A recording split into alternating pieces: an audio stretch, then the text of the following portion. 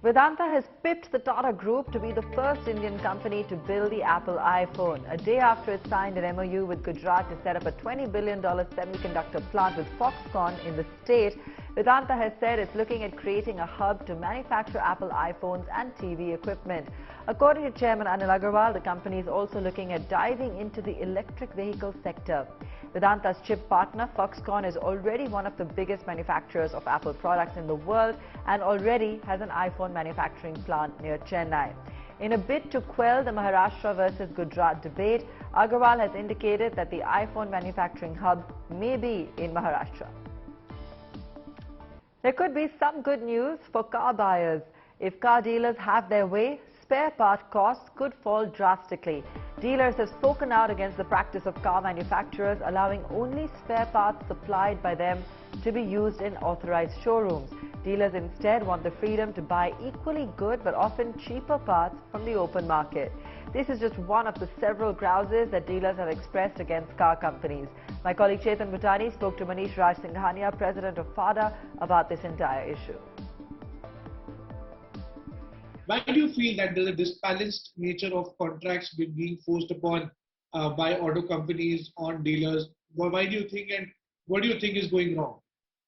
If you recollect, in the past 5 years, lot of OEMs exited India, and while exiting India, a lot of dealers were closed down, and we had got out a report wherein around 250 dealers had closed shops because of various OEMs exiting India. I would like to say here, while any manufacturer plans to start up a factory or a setup in India, a lot of research and hard work and planning goes into, and normally involves 3 to 5 years of time. But at the same time, while they plan their exit to India, it's never a planned exit. One fine day, we hear in the newspaper or in the media that ex-OEM has decided to exit India with its range of products. We have seen number of instance where 2 months before their exit announcement, they have announced a new dealership, and the dealer is in the progress of building the showroom, investing his hard-earned money in the new business venture, and then he or she hears about this exit announcement.